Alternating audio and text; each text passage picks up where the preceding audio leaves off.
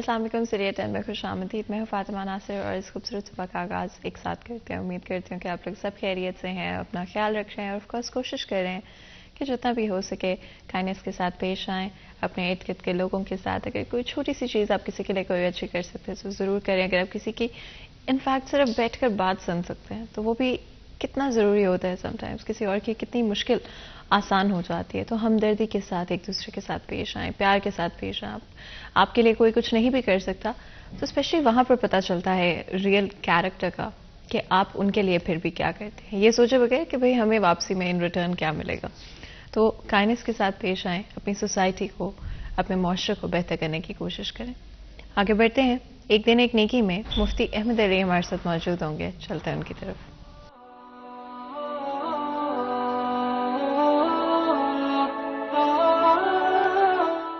نحمده ونصلي على رسوله الكريم اما بعد فاعوذ بالله من الشيطان الرجيم بسم الله الرحمن الرحيم يا ايها الذين آمنوا قوا انفسكم واهليكم نارا صدق الله العظيم.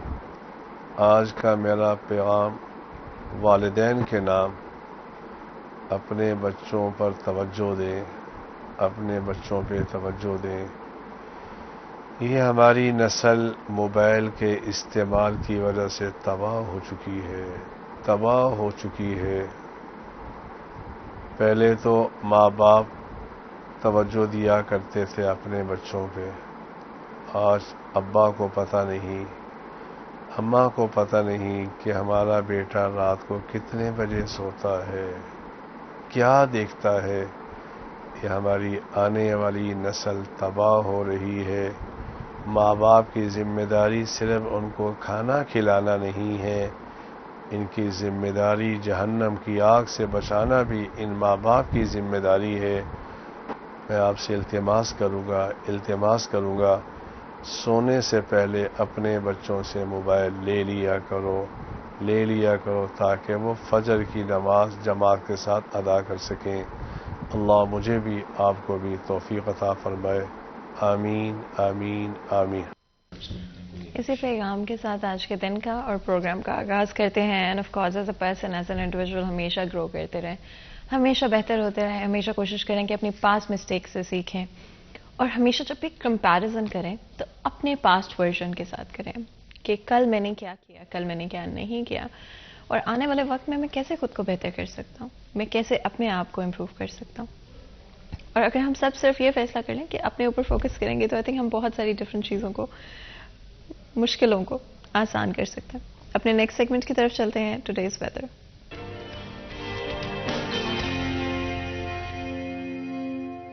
مریم رضا ہمارے ساتھ موجود ہوں گی, جانیں گے موسم کی صورتحال. جی مریم.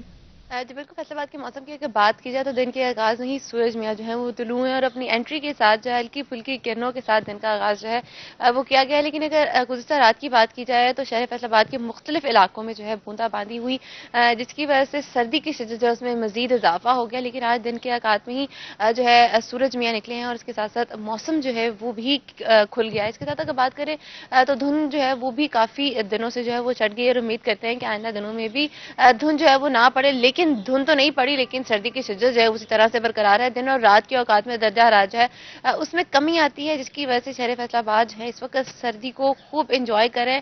اس کے ساتھ اگر بات کریں تو محکمہ موسمیات کے مطابق آج کم سے کم درجہ حرارت 9 ڈگری سینٹی گریڈ ریکارڈ کیا گیا, جبکہ دوپہر کے وقت میں زیادہ سے زیادہ 17 ڈگری رہنے کا امکان ہے. ہوا میں نمی کا تناسب 70% ہے, جبکہ ہوائیں جو ہیں آج ساکن ہے. دن کے آغاز میں ہی ہوائیں جو ہیں وہ ساکن ہو گئی ہیں. اب اس کے ساتھ ساتھ آئندہ دنوں کے اندر اور 24 گھنٹوں کے اندر بارش کا تو کوئی امکان نہیں ہے, لیکن موسم جو ہے وہ مزید اسی طرح سے سرد رہے گا, اور آئندہ دنوں میں ہوائیں بھی چلیں گی, جس کی وجہ سے درجہ حرارت جو ہے اس میں مزید کمی آ جائے گی. جی بہت بہت شکریہ مریم اس اپڈیٹ کے لیے. آپ لوگوں نے سنا کہ فیصل آباد شہر کے موسم کی کیا صورتحال ہے. آف کورس اپنے آپ کو کور کر کے رکھیں. کوشش کریں کہ جب بھی آپ باہر جا رہے ہیں کوئی نہ کوئی جیکٹ, شال, سویٹر کا استعمال لازمی طور پہ کریں. ہائیڈریشن کا خاص خیال رکھیں. اینڈ گرمی ہو یا سردی ہو, ہمیں پانی جتنا ہو سکے استعمال کرنا چاہیے. ہمارے لیے ہائیڈریشن بہت بہت امپورٹنٹ ہوتی ہے. And of course sun protection کا بھی خیال رکھیں. آپ کی ہر سیلیبریشن کا بھی ہم حصہ بننا چاہتے ہیں. آج بھی آپ کی ایک سیلیبریشن کا حصہ بنیں گے. ایک چھوٹی سی ویڈیو ہے, پہلے وہ دیکھ لیتے ہیں.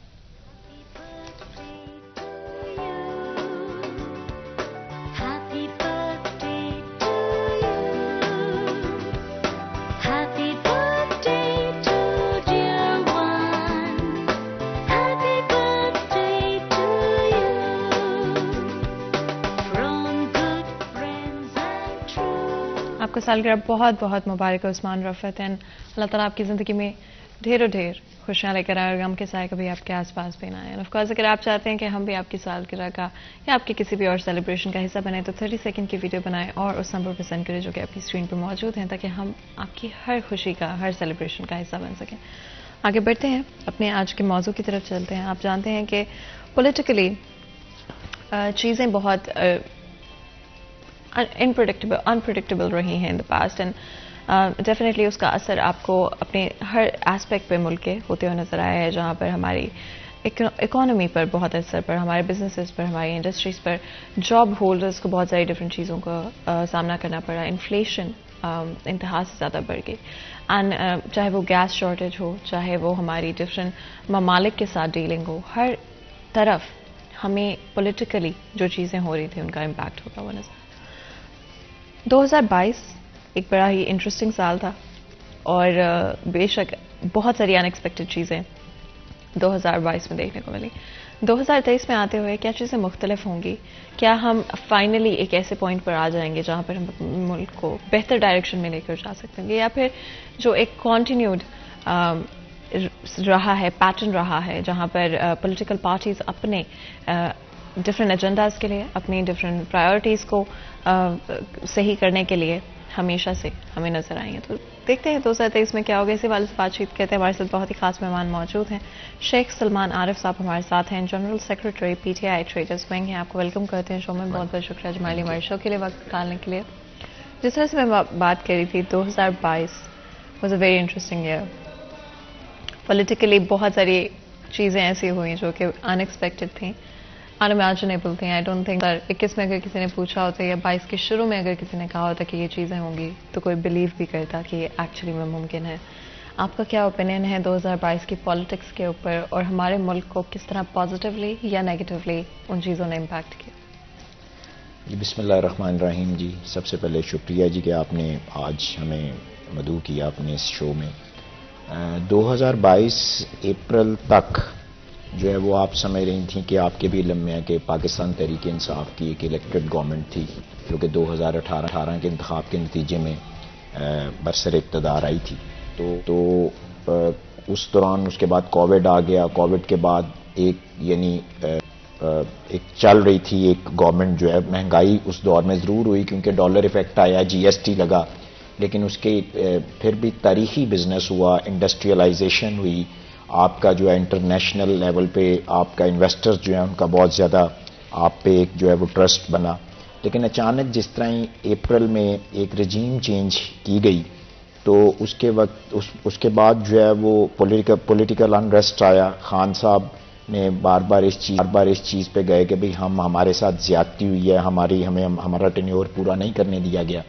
تو لہٰذا انہوں نے تو استعفے اپنا ریزائنس کا کہا کہ جی ہم قومی اسمبلی میں نہیں بیٹھیں گے. لیکن اب لوگ یہ دیکھ رہے تھے کہ بھئی اگر 3.5 سالہ دور جو تحریک انصاف کا ہے، اب یہ جو 14 جماعتوں کی PDM کی تجربہ کار لوگوں کی گورنمنٹ آئی ہے، اس میں ان کو کیا ریلیف ملتا ہے. اب ریلیف کی حد تک آپ یہ دیکھ لیں کہ اگر آپ کمپیریزن کریں اپریل 22 سے پہلے کا اور اب تک کا، تو آج ہمارے کنٹری کے جو حالات ہیں وہ کسی سے کوئی ڈھکے چھپے نہیں ہیں.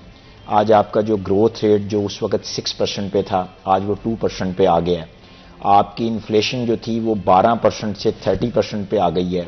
آپ کے ریزروز جو تھے وہ $17 بلین سے آج $4.5 بلین پہ آ گئے ہیں.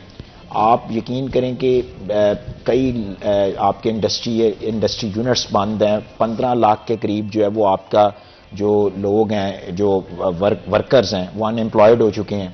اور آپ کا جو موڈیز ہے جو کہ ایک انویسٹمنٹ ایجنسی ہے، اس میں آپ کی ریٹنگ یہ 8 ماہ میں 21% جو ہے وہ نیچے گئی ہے. عمران خان کے دور میں وہ 17% تھی، آج وہ -4 پہ آ گئی ہے. تو میں سمجھ رہا ہوں کہ آج انسرٹینٹی ہے. آج لوگوں کو بزنس کمیونٹی انتہائی کرب میں تکلیف میں ہے. انرجی کا اس قدر کرائسس ہے کہ سارا دن میں آپ کو جو ہے وہ اپنا گیس اور یہ بجلی کی لوڈ شیڈنگ جو ہے وہ اس سے آپ کا سامنا ہے. تو لوگ تو ایکسپیکٹ کر رہے تھے، لوگوں کے اندر ایک تھا کہ اگر یہ گورنمنٹ جو آئی ہے PDM کی، اگر یہ کوئی ڈیلیور کرتی ہے، PTI کی نسبت بہتر ڈیلیور کرتی ہے تو وہ پھر ہم لوگ صبر کرتے کہ بھئی ٹھیک ہے الیکشن جو ہے یہ اپنے ٹائم پہ ہو جائے. لیکن اب آج تو لوگ یہ کہہ رہے ہیں کہ ان مسائل کا فوراً حل یہ ہے کہ یہاں پہ جتنی جلدی ہو وہ الیکشن آئے. اور آپ یقین کریں کہ پچھلے کئی سالوں کی یہ ہسٹری ہے کہ جو اس وقت کرائسس ہے 2023 میں آج جنوری سٹارٹ ہوا ہے, اس قدر کرائسس ہے کہ ہماری جو امپورٹس پہ ہمارے کئی کنٹینرز پڑے ہیں, اس میں ہماری جو ایٹیبلس آئٹم ہیں, آئل ہے, دالیں ہیں, ان کی ایل سیز نہیں کلیئر ہو رہی. کوئی بچہ باہر پڑھنے جانا, ہماری فیملی میں چند ایک دن پہلے ایک اسٹوڈنٹ نے جانا تھا چائنا, اس کے لیے $100 مارکیٹ سے نہیں مل رہا تھا. تو میں سمجھتا ہوں کہ اس وقت آج ہمارے باہر کی دنیا میں ہمارے متعلق یہ چہمگوئیاں ہو رہی ہیں کہ پاکستان ڈیفالٹ نہ کر جائے, پاکستان کے پاس شاید قسط دینے کے پیسے نہیں ہیں. تو ایسے موقع پہ میں سمجھتا ہوں کہ یہ بڑا ہی ایک ان پلیزنٹ یہ ایکسپیرینس رہا ہے کہ یہ جو رجیم چینج ہوا ہے اس نے تو اس کنٹری کی جو ہے وہ چولیں ہلا کر رکھ دی ہیں. اور ہم اچھا, جو رجیم چینج تھا that was very in expected and بڑا اچانک ہوا, کوئی ٹائمنگ اس کی نہیں تھی. اگر ایک سال اور انتظار کر لیتے پرابلی آپ نیکسٹ الیکشنز کی طرف بھی جا سکتے تھے. آپ کے اوپینین میں کیا ریزنز تھے اس رجیم چینج کے پیچھے؟ دیکھیں جی, اس میں چونکہ خان صاحب کے پاس پراپر جو ہے وہ اپنی ایک واضح میجورٹی اپنی پارٹی کے لوگوں کی نہیں تھی. ایک کولیشن گورنمنٹ تھی, ایم کے ایم, کیو لیگ, مختلف قسم کی جماعتیں جو ہیں وہ ہمارے الائز میں تھیں, اور وہ پراپرلی کام بھی نہیں کرنے دیتی تھیں. بلیک میلنگ چلتی تھی ہر وقت. جو ممبرز ہیں وہ بل کوئی بھی پاس کروانا ہوتا تھا تو اس میں بھی ہر موقع پہ ان کو کافی جو ہے ڈسٹربنس آتی تھی. تو اب ہوا یہ کہ جو ہماری اسٹیبلشمنٹ ہے, جیسا کہ یہ شروع سے جب سے پاکستان بنا ہے آج تک, وہ ہمارے بہت بڑی ایک سٹیک ہولڈر ہے ہمارے کنٹری میں, جہاں پہ ان کے بہت سی پازیٹیو چیزیں ہیں. مثلا کوئی فلڈ آتا ہے, کوئی ارتھ کویک آتا ہے, کوئی اور اس طرح کی ہنگامی حالات آتے ہیں, تو وہ پوری طرح سے ٹریننگ کے ساتھ وہ میدان میں آتے ہیں اور وہ پورا ہمیں ریلیف ایکٹیویٹیز میں بڑا بھرپور اپنا پلے کرتے ہیں. لیکن وہاں پہ ایک تھوڑا سا ایک نیگیٹو چیز بھی یہ ہے کہ وہ پالیٹکس میں ان کی کافی حد تک انٹرفیئرنس ہے. تو میں سمجھتا ہوں کہ وہ اگر وہ یہ اپنی انٹرفیئرنس شفاف الیکشن کروانے میں, بایو میٹرک سسٹم میں, ایک اچھا پولیٹیکل کلچر کو پروان چڑھانے میں یہ اگر وہ اپنی انٹرفیئرنس کریں اور پلے کریں تو پھر تو بہت اعلیٰ ہے. لیکن انفارچونیٹلی یہاں پہ ہوتا ہی ہے کہ پولیٹیشینز بار بار ان کو انوالو کرتے ہیں, اور انوالو کر کے جو اس میں رجیم چینج میں ان کا بھی ایک پورا جو پارٹیاں ان کے کہنے پہ اپنا پلے کر رہی تھیں وہ بھی پیچھے ہٹیں, اور انہوں نے مل کے خان صاحب کو جو ہے وہ ایک ان کا گورنمنٹ کا کو ہوا. تو اس میں بنیادی وجہ یہی ہے کہ مختلف جماعتیں تھیں, مختلف تھاٹس کے پولیٹیشینز اکٹھے ہوئے تھے. خان صاحب جو ہیں وہ اور کرنا کچھ چاہ رہے تھے, وہ ان کو کرنے نہیں دے رہے تھے, اور اس میں پھر ایک بلیک میلنگ بھی تھی. تو ان ساری چیزوں کی وجہ سے یہ بنیاد میں سمجھتا ہوں بنی ہے ایک رجیم چینج کی. اور جس دن رجیم چینج ہوئی ہے سب سے پہلے تو جتنے ان پہ نیب کے کیسز تھے, انہوں نے آتے ہی سب سے پہلے اگر کوئی کام کیا ہے تو وہ نیب ترامیم کروائی ہیں, جس میں ان کے اربوں روپے کے کرپشن کے جو بھی کیسز تھے وہ جو کہ انہوں نے اس ملک کا لوٹا ہوا تھا, وہ سب سے پہلے انہوں نے اپنے آپ کو جو ہے اس میں ریلیف دلوایا. تو بنیادی وجہ یہی ہے کہ بس کافی حد تک یہ مختلف جو پروفیشنل پولیٹیشینز ہیں یہ اکتا چکے تھے, اور یہ چاہ رہے تھے کہ اب ہم خود, اور اس میں تھوڑا سا انوالومنٹ ہمارے مقتدر حلقوں کی بھی ہے. ریپرزنٹیشن کی اگر بات کرتے ہیں تو P T I has always been that party جہاں پر آپ کو ریپرزنٹیشن میں کہیں کمی نہیں نظر آتی, چاہے وہ سوشل میڈیا کے تھرو ہو, جلسوں کے تھرو ہو. تو آئی تھنک ایک جو یہ کلچر ڈیولپ ہوا سوشل میڈیا کا یا پولیٹیکلی جلسے ڈفرینٹ شہروں میں کرنا اینڈ تھرو دا کنٹری کرنا, اینڈ ان فیکٹ گیدرنگز ہونا ڈفرینٹ طرح کی, یہ کلچر پی ٹی آئی نے اسٹارٹ کیا. اینڈ آپ you are one of the founding members, going back to جب پارٹی میں چند لوگ تھے, پاپولیرٹی صرف تھوڑی سی تھی. تو یہ کیا آپ لوگوں نے اسٹریٹجائز کیا اس طرح کی کوئی چیز کہ جلسوں کے تھرو ہم پاپولیرٹی یا عوام کے ساتھ کنیکٹ کرنے کی کوشش کریں گے, سوشل میڈیا کا استعمال کریں گے؟ تو یہ اسٹیپ بائی اسٹیپ کن پوائنٹس کے اوپر آپ کو لگا کہ یہ چیزیں ضروری ہیں عوام کے ساتھ کنیکٹ کرنے کے لیے؟ جی, اس میں سب سے پہلے تو دیکھیں خان صاحب جب ویسے تو 1996 سے یہ پارٹی بنی ہے, لیکن 2006 میں ہم لوگوں کی جوائننگ ہے. تو ایکچولی ہم لوگ جو امپریس ہوئے تھے ان دنوں میں ٹاک شوز جو 2-3 چینلز تھے ان کے لگتے تھے, تو خان صاحب اس میں بڑا بریولی پاکستان پہ بات کرتے تھے، پاکستان پیشنیٹلی. ہاں جی پیشنیٹلی. اور ہمیں ایک نظر آ رہا تھا، یہ وہ ٹائم تھا کہ جب ان کے پاس صرف ایک سیٹ تھی نیشنل اسمبلی کی، اور مشرف پرویز کا دور تھا، کاف لیگ کی گورنمنٹ تھی. تو اس میں ہم سمجھتے تھے کہ یار بے شک یہ اکیلے ہیں، لیکن یہ جو بات کرتے ہیں نا، یہ حق سچ کی بات کرتے ہیں، یہ بڑی اصول پرستی کی بات کرتے ہیں. ہاں جی. اور ان کے اندر پیٹریوٹزم جو ہے وہ ان کی باتوں میں وہ جھلکتا ہے. تو ہم اس چیز سے انسپائر ہوئے، اور ہمارے ساتھ بے شمار ایسے جو اس وقت کی یوتھ تھی، جو اسٹوڈنٹس تھے، جو ایک ینگ جنریشن تھی، وہ سب سے پہلے انہوں نے وہ خان صاحب کے یعنی سپورٹر ووٹر بنے. تو زیادہ تر چونکہ یوتھ ان کے ساتھ تھی، اور جیسے جیسے پھر ٹیکنالوجی ایک ماڈرنائزیشن کی طرف ہم جا رہے ہیں، تو اس میں پھر یہ ہے کہ سوشل میڈیا اس دوران جو ہے وہ جس طرح یہ پروان چڑھا، تو زیادہ تر چونکہ ینگسٹرز ان کے ووٹر سپورٹر تھے، تو وہ سوشل میڈیا پہ ان کو کافی جو ہے وہ ٹھیک ٹھاک پروموشن کی گئی. اور سیکنڈ پھر یہ جو جلسے ہیں اس میں انہوں نے بالکل، یہ آپ ٹھیک کہہ رہی ہیں کہ 2011 30 اکتوبر کا لاہور مینار پاکستان کا جو جلسہ تھا، اس نے ایک پولیٹیکل پاکستان کی پولیٹکس میں ایک نئی ڈائریکشن انٹروڈیوس کروائی.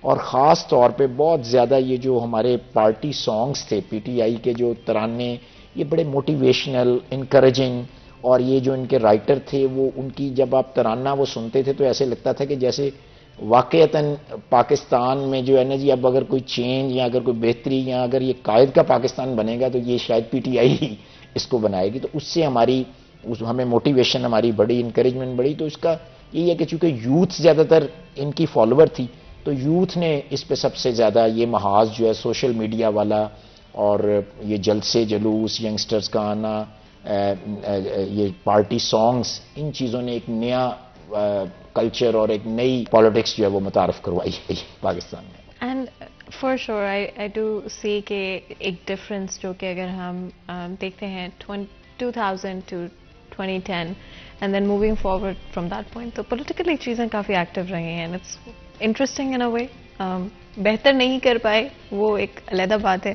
ہم اپنے پولیٹیکل سیناریو کو مزید گفتگو کریں گے، لیکن اس سے پہلے ایک بریک لیں گے. کہیں میں جائے گا ہمارے ساتھ رہے گا.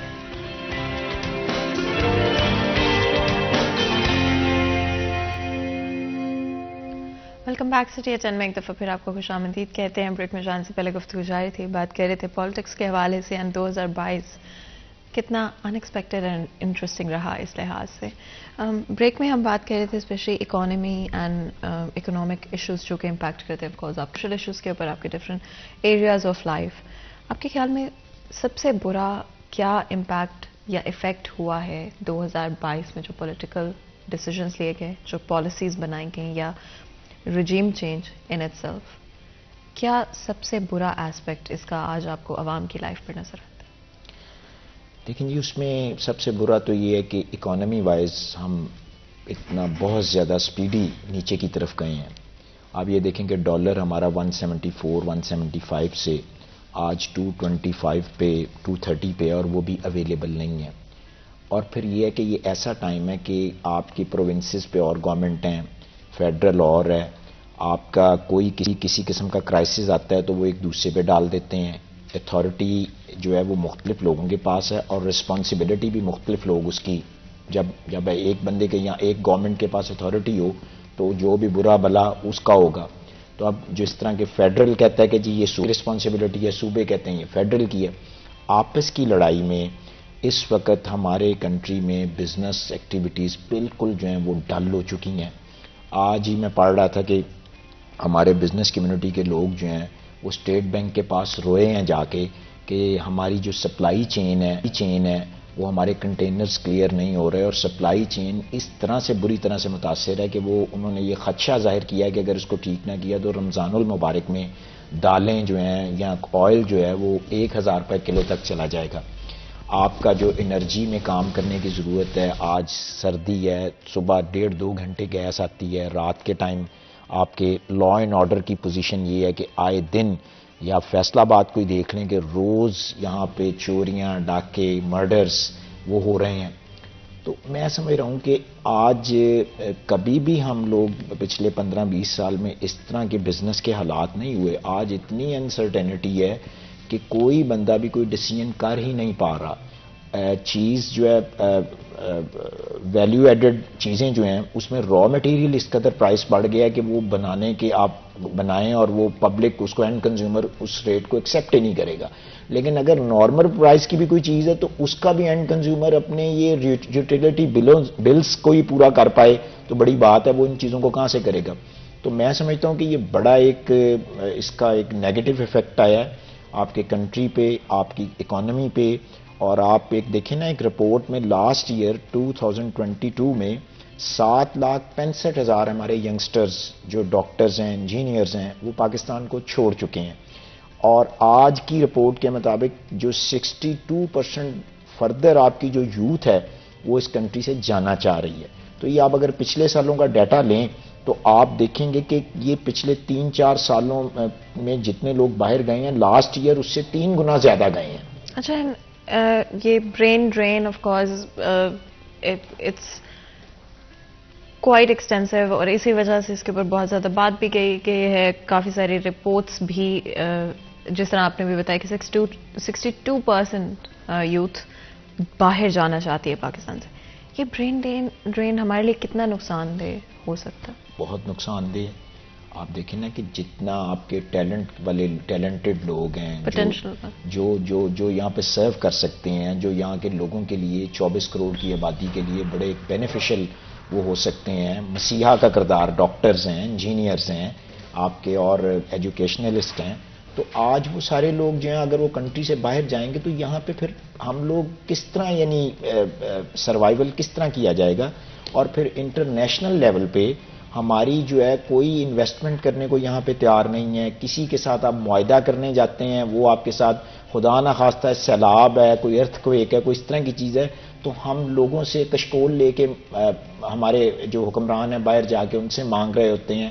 ہم ابھی تک کوئی چیز ایسی ڈیولپ نہیں کر پائے کہ کم از کم ہمیں کسی جگہ تو یہ فیل ہو کہ ہم ایک پراؤڈ نیشن ہیں, ہم ایک ایٹامک پاور ہیں, ہمارا کوئی تو سیلف ریسپیکٹ جو ہونی چاہیے ایز اے قوم وہ ہمارے میں ہو. لیکن مجھے اس چیز کا بڑا دکھ ہے, تکلیف ہے, کرب ہے ہم لوگوں کو کہ ہمارے جو پولیٹیشینز ہیں وہ اس کو کیوں نہیں سوچتے, وہ کیوں نہیں ان کے اندر یہ چیز کیوں نہیں فکر پیدا ہوتی کہ یار یہ پاکستان جو اتنی قربانیوں کے بعد ہمارے بزرگوں نے حاصل کیا تھا, آج ہم نے اس کا حال کر کے رکھ دیا. And it is really sad to see کہ ہماری یوتھ اپرچونیٹیز کے لیے, and I do feel for them. تو میں بالکل بھی یہ نہیں کہہ رہی کہ ان کا قصور ہے. آئی تھنک یہ ہمارا خود کا بھی قصور ہے کہ ہم ان کو وہ اپرچونیٹیز نہیں دے پائے. اینڈ ڈیفینیٹلی بہتر ہوں گی اپرچونیٹیز تو ہماری یوتھ بھی کنسیڈر کرے گی. ان کو وہ چیزیں جن کے لیے باہر جانا پڑ رہا ہے اگر وہ پاکستان میں ملیں گی تو کیوں وہ پاکستان کو سرو نہیں کرنا چاہیں گے. ہمارے ساتھ اسٹوڈیو میں ایک اور بہت ہی خاص مہمان اب ہمیں جوائن کر رہے ہیں. عمیر عظمت ہمارے ساتھ ہیں, سینئر رپورٹر سٹی 41 ہیں. ویلکم کرتے ہیں آپ کو. بہت بہت شکریہ ہمارے شو کے لیے وقت نکالنے کے لیے. عمیر, جس طرح سے ہم بات کر رہے تھے, ڈفرینٹ ایسپیکٹس کی بات کی, اینڈ 2022 میں پولیٹیکل ڈیسیژنز اور کس طرح سے انہوں نے امپیکٹ کیا ہماری عوام کے اوپر, کس طرح سے برین ڈرین جو کہ 2022 میں ہمیں دیکھنے کو ملا. 62% آف یوتھ جو کہ پاکستان میں ہے وہ بھی پاکستان سے باہر جانا چاہتے ہیں. ڈیفینیٹلی اپرچونیٹیز کو لے کر ڈفرینٹ اکنامکل ڈیسیژنس جو کہ بڑے نیگیٹولی ہماری عوام پر, ہماری اکانومی پر ہمیں نظر آئے, افیکٹ کرتے ہوئے. آپ کے اوپینین میں 2022 میں سب سے غلط ڈیسیژنس کیا تھے جس کی وجہ سے brain drain, inflation, different business میں جس طرح سے ہم نے ایک انسٹیبلٹی دیکھی, کیا ڈیسیژنس سب سے غلط رہے؟ بسم اللہ الرحمن الرحیم. جس طرح آپ نے بات کی ہے 2022 کی, تو 22 پاکستان کے لیے کوئی بہت زیادہ اچھا سال ثابت نہیں ہوا. بالخصوص اگر ہم اس کو اکانومی کے لحاظ سے دیکھیں تو یہ بہت ہی بدترین سال جو ہے وہ پاکستانیوں کے لیے ثابت ہوا ہے.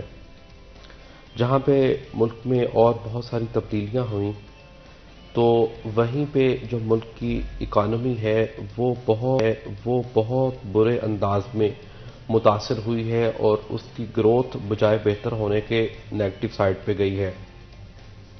آپ نے جہاں تک بات کی ہے فیصلوں کی, سب سے پہلے کرنسی بحران جو ہے وہ نہ کرنا پڑا.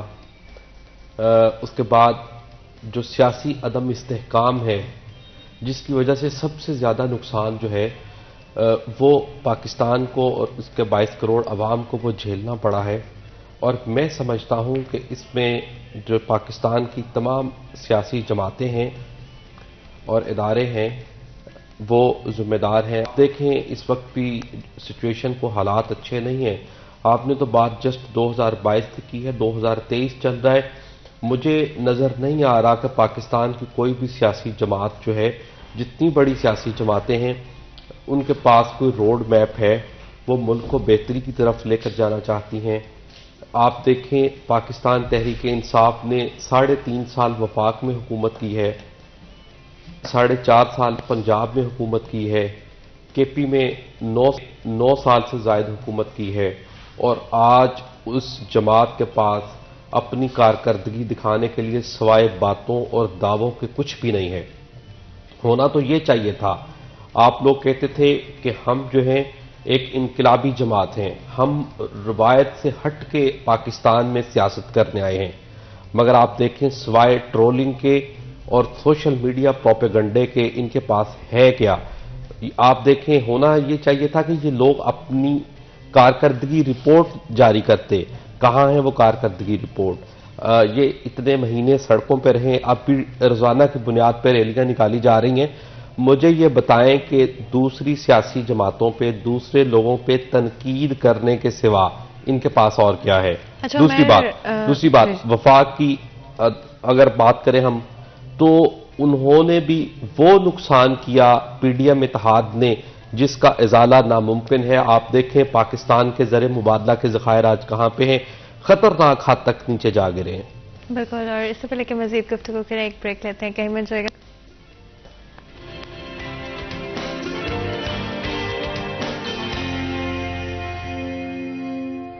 ویلکم بیک سٹی چھن میں ایک دفعہ پھر آپ کو خوش آمدید کہتے ہیں۔ بریک میں جان سے پہلے گفتگو جاری تھی، بات کر رہے تھے پالیٹکس کے حوالے سے۔ عمیر، بریک میں جان سے پہلے آپ بہت ہی امپورٹنٹ پوائنٹس بڑے تھے، اگر آپ یہیں سے کنٹینیو کرنا چاہیں۔ جی پوائنٹس وہی تھے وہ جو اس وقت پوری پاکستانی قوم کا نوحہ ہے کہ پی ڈی ایم پتہ نہیں کس لیے اقتدار میں آئی ہے، کہ شاید وہ اپنے کیسز معاف کروانے کے، اپنی کرپشن کے کیسز ختم کروانے کے لیے ہی آئے تھے۔ کیونکہ آپ دیکھیں پاکستان کے جو زر مبادلہ کے ذخائر ہیں وہ آج کہاں پہ چلے گئے ہیں۔ ابھی میں نے کل ہی ایک سٹوری دی تھی کہ ایک طرف جو بزنس کمیونٹی ہے وہ پریشانی کا شکار ہے، تو دوسری جانب سرکار کا جو اپنا ریونیو ہے، اپنی ٹیکس آمدن ہے، وہ بہت زیادہ کم ہو رہی ہے۔ اس کی وجہ اگر ہم صرف فیصل آباد کی سطح پہ بات کریں، فیصل آباد ٹیکسٹائل سٹی ہے، یہاں اس میں سے بیشتر انڈسٹری جو وہ ایکسپورٹ انڈسٹری ہے، مگر ہماری ایکسپورٹ کا زیادہ تر انحصار ہے وہ امپورٹس پہ ہے۔ ہمارا بیشتر راؤ میٹیریل جو ہے وہ دنیا کے مختلف ممالک سے امپورٹ ہوتا ہے۔ ہماری مشینری باہر سے آتی ہے، مشینری کے پارٹس جو ہیں وہ تک ہم نہیں بنا سکے، وہ بیرون ملک سے آتے ہیں۔ جب آپ مشینری پہ، را میٹیریل پہ کڑی شرائط عائد کریں گے، جو امپورٹرز بیچارے ہیں وہ ایک مہینہ بینکوں میں صرف اسی لیے پیسے رکھیں کہ ان کو پتہ نہیں بینک کب ڈالر ملے گے، ان کی ایل سی نہیں کھل رہی۔ اس کے بعد پھر گورنمنٹ کی جانب سے جو شرائط عائد کی گئی کہ آپ نے اسٹیٹ بینک آف پاکستان سے اپروول لینی ہے، تو میں یہ سمجھتا ہوں یہ کوئی اچھی چیزیں نہیں ہیں، یہ بلکہ کاروبار کا راستہ روکنے کے لیے قدغنیں لگائی گئی ہیں۔ ٹھیک ہے آپ لگژری آئٹمز کو روکیں، آپ اس کے ذریعے پیسے بچائیں، ڈالرز بچائیں، لیکن آپ کم از کم جو ہماری ضرورت کی چیزیں ہیں ان کو تو نہ روکیں، جن سے ہمارا کاروبار، ہماری اکانومی، ہمارا روزگار، ہماری انڈسٹری، ہماری مارکیٹس، ہماری 22 کروڑ عوام جو ہے وہ ڈائریکٹلی یا انڈائریکٹلی متاثر ہو رہی ہے۔ کم از کم ان چیزوں کو تو نہ آپ روکیں۔ جب آپ نے امپورٹس روکی ہیں، را مٹیریل آپ کے سینکڑوں کنٹینر جو ہیں وہ پورٹس پہ رکے ہوئے ہیں، آپ کی مشینری کے کنٹینرز پورٹس پہ رکے ہوئے ہیں، تو اس سے کیا ہوا ہے کہ آپ کا جو امپورٹس پہ ٹیکسز ہیں ان میں بھی بڑی حد تک گراوٹ آ چکی ہے۔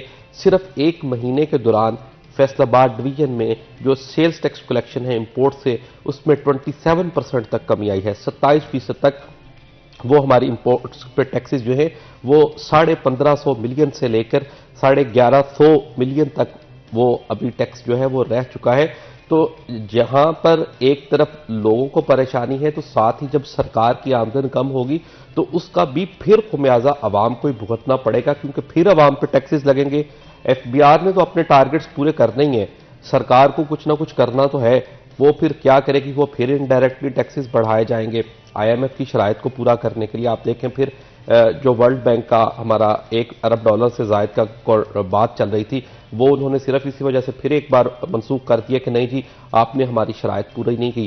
اور دوسری جانب سیاسی عدم استحکام اتنا زیادہ ہے، جتنی بھی سیاسی جماعتیں ہیں یا بالخصوص حکمران جماعتیں، ان کا بیشتر وقت جو ہے وہ اپنی اپوزیشن کو روکنے کے لیے اور اس سے نمٹنے میں ہی صرف ہو جاتا ہے۔ تو مجھے بتائیں عوام کے لیے تو ان کے پاس وقت ہی نہیں ہے۔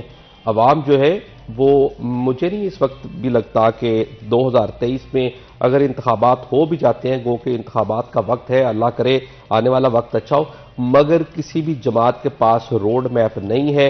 وہ 18 میں جس طرح پی ٹی آئی نے کہا کرتے تھے کہ ہمارے پاس 200 لوگوں کی ٹیم ہے، آج بھی وہی سچویشن ہے، مجھے کوئی ٹیم نہیں نظر آ رہی۔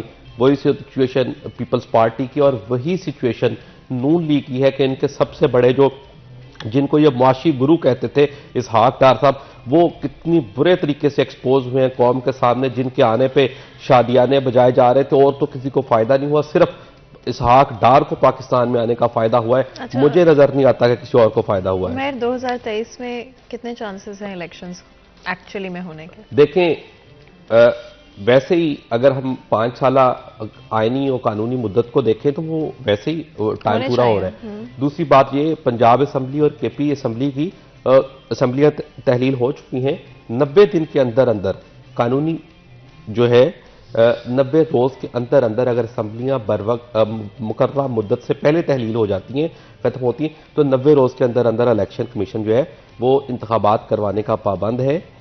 تو اس وقت بھی پنجاب میں نگران سیٹ اپ کے لیے بات چل رہی ہے، وزرائے اعلیٰ، وزیر اعلیٰ اور اپوزیشن لیڈر کے مابین یہ معاملہ طے نہیں ہو پائے، اور اب جو معاملہ ہے وہ پارلیمانی کمیٹی کے پاس پہنچ چکا ہے۔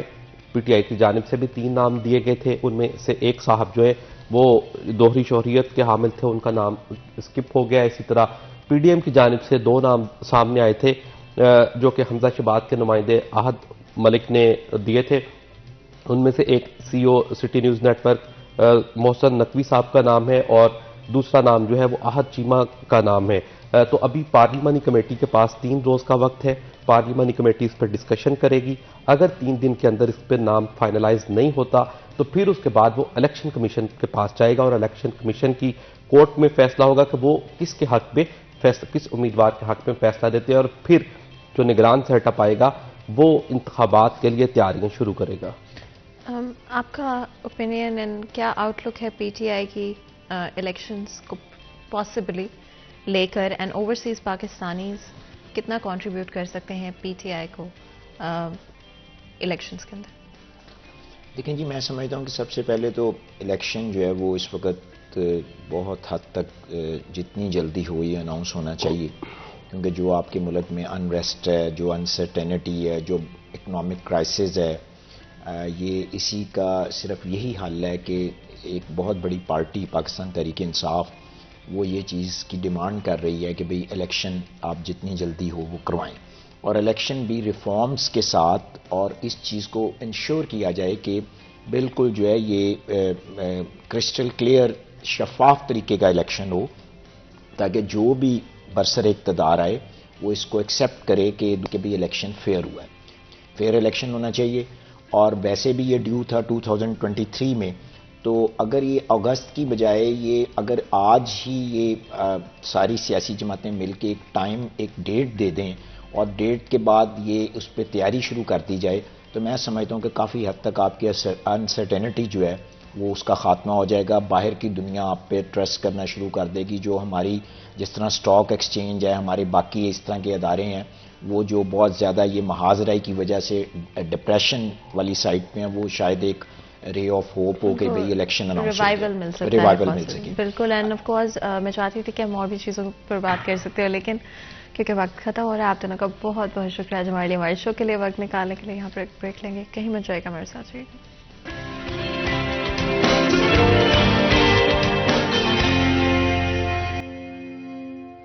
Welcome back city H N میں ایک دفعہ پھر آپ کو خوش آمدید کہتے ہیں. بریک میں جان سے پہلے گفتگو جاری تھی. آج ہمارا فرسٹ ہاف پالیٹکس کے حوالے سے تھا. ڈیفینیٹلی 2023 میں آنے والے الیکشنز کس طرح سے ایکسپیکٹیشنز کیا ہونی چاہیے ہماری, کہ آنے والے وقت میں ہم ایکچولی میں چیزوں کو بہتر کر پائیں گے. اینڈ امید ہمیشہ اچھے کی ہوتی ہے, دعا ہمیشہ اچھے کی ہوتی ہے.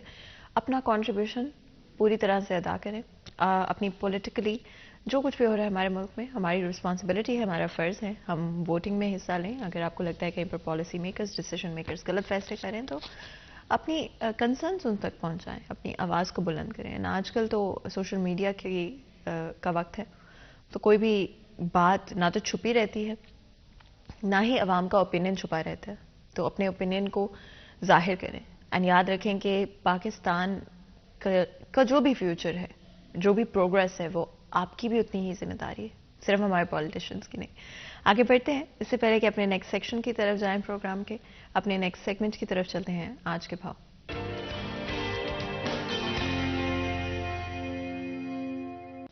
محمد بلال ٹوکر ہمارے ساتھ موجود ہوں گے, جانتے ہیں ریٹس کے حوالے سے. جی بلال.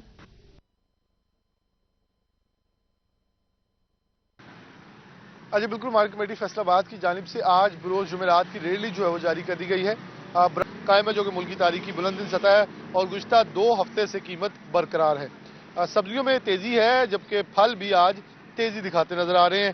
اگر بات کریں, ٹماٹر 5 روپے مہنگے ہوئے ہیں 50 سے 55, سبز مرچ 5 روپے مہنگی ہوئی ہے 65 سے 70, پھول گوبھی 2 روپے مہنگی ہوئی ہے 32 سے 34, ٹینڈی 5 روپے مہنگی ہوئی ہے 65 سے 70, کھیرے 5 روپے مہنگے ہوئے ہیں 65 سے 70 روپے کلو, دھنیا 16 روپے کلو مہنگا ہوا ہے 70 سے 86 روپے کلو, شلجم 4 روپے مہنگے ہوئے ہیں 26 سے 30 روپے کلو ہو گئے ہیں. سیب کالا گلو 250 پہ ہے, سیب سفید 160 پہ ہے, امرود 55 پہ ہے, کیلا 150 روپے درجن پہ برقرار ہے. انگور ٹافی 390 پہ ہے, انار کندھاری 370 پہ, انار بتانا 520 روپے پہ قائم ہے. مالٹا شکری 6 روپے مہنگا ہوا ہے 132 سے 138 روپے درجن, موسمی 6 روپے درجن مہنگا ہوا ہے 126 سے 132 روپے درجن, فروٹر مالٹا 172 روپے, جبکہ کنو 280 روپے درجن کے اوپر برقرار ہے. تو پھل بھی آج کچھ کموڈٹی جو کہ موسمیاتی پھل ہیں ان کی قیمت اوپر جاتی دکھائی دے رہی ہے, جبکہ سبزیاں پہلے گزشتہ پورے ہفتے کے اندر اوپر جاتی دکھائی دی ہیں, اور سستا پروٹین عام آدمی کی پہنچ سے پہلے دور ہے اور مزید دور سے دور تر ہوتا چلا جا رہا ہے. جی بہت بہت شکریہ بلال اس اپڈیٹ کے لیے. آپ لوگوں نے سنا کس طرح سے مارکیٹ میں ریٹس ہیں. اگر آپ لوگ مارکیٹ جا رہے ہیں, گروسری کرنے جا رہے ہیں, میک شور کریں صرف ان جگہوں سے خریداری کریں جہاں پر ریٹ لیس لگے ہوئے. کہیں پر ریٹ لیس موجود نہیں تو فوری طور پہ وہاں پر ان کو رپورٹ کریں, اینڈ میک شور کہ آپ اپنی رسپانسبلٹی پوری کر رہے ہیں. لوگ کیا کرتے ہیں اور کیا نہیں کرتے یہ آپ کے کنٹرول میں نہیں, لیکن اپنی رسپانسبلٹی پورا کرنا آپ کا فرض ہے. کہیں پر بھی دیکھتے ہیں ایسا کچھ بھی ہو رہا ہے, فوری طور پہ انتظامیہ کو رپورٹ کریں. آگے بڑھتے ہیں. فرسٹ ہاف میں پالیٹکس کے بارے میں بات کر رہے تھے.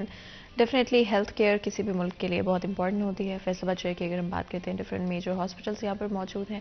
ڈفرینٹ ایریا سے, نیئر بائی ایریا سے فیصل آباد شہر کا رخ کیا جاتا ہے میڈیکل ٹریٹمنٹ کے لیے, ہیلتھ کیئر کے لیے. اس حوالے سے بات چیت کریں گے. فیصل آباد شہر میں کس طرح کی صورتحال ہے اس وقت, کیا ہمارے ہاسپٹلس, ہماری پاپولیشن کی جس طرح سے گروتھ ہو رہی ہے, جس طرح سے فیصل آباد شہر کے علاوہ جن ڈسٹرکٹ سے لوگ آتے ہیں, کیا ہم ان کا جو برڈن ہے, جو نمبر آف پیشنٹس ہیں, اس کو اکوموڈیٹ کر پا رہے ہیں. ڈفرینٹ طرح کی فیسلٹیز جو کہ موجود ہونی چاہیے, کیا وہ فیصل آباد شہر میں موجود ہیں. بجٹ اینڈ ریسورسز پر ہم کہاں پر اسٹینڈ کرتے ہیں, اس حوالے سے بات چیت کریں گے. ہمارے ساتھ بہت ہی خاص مہمان آج اسٹوڈیو میں موجود ہیں. پروفیسر ظفر علی چودھری ہمارے ساتھ ہیں, وی سی فیصل آباد میڈیکل یونیورسٹی ہیں. آپ کو ویلکم کرتے ہیں. بہت بہت شکریہ آج ہمارے لیے, ہمارے شو کے لیے وقت نکالنے کے لیے. جس طرح سے میں بات کری تھی کہ میڈیکل فیسلٹیز, ہیلتھ کیئر کسی بھی ملک کے لیے بہت امپورٹنٹ رول پلے کرتے ہیں. آپ کے خیال میں اسپیشلی فیصل آباد شہر کی اگر ہم بات کرتے ہیں, کیا ہم اکوموڈیٹ کر پا رہے ہیں اپنے نمبر آف پیشنٹس کو اینڈ نمبر آف کیسز جو کہ ان a month, in a year یہاں پر نظر آتے ہیں؟ دیکھیں جی, جس حساب سے آبادی بڑھتی چلی جا رہی ہے, میں سمجھتا ہوں کہ یہ جو 3 ہاسپٹلز ہیں مین, لائٹ ہاسپٹل, سول ہاسپٹل اور غلام محمد آباد جنرل ہاسپٹل, یہ ناکافی ہیں اس پاپولیشن کے لیے. ہمارے پاس جو کیپیسٹی ہے وہ تقریباً 2500 پیشنٹ ہم ایڈمٹ کر سکتے ہیں ان تینوں ہاسپٹلس کے اندر. اور آبادی کے لحاظ سے میرے خیال میں فیصل آباد میں اور کوئی 2 ہاسپٹل ایسے ہونے چاہیے جس میں کم از کم ہم 5000 اور پیشنٹ جو ہے نا, 2500 کے بیڈ کے 2 ہاسپٹل ہونے چاہیے. जहां अकोमोडेट कर सकें। इस वक्त जो पोजीशन है कि हमारे पास FIC है यहाँ पे, जहां सारे दिल के अमराज की तशखीस और इलाज होता है, फिर चिल्ड्रन हॉस्पिटल है, और उसके अलावा और हॉस्पिटल्स हैं 2, एक हसीब शहीद हॉस्पिटल है, समनाबाद हॉस्पिटल है।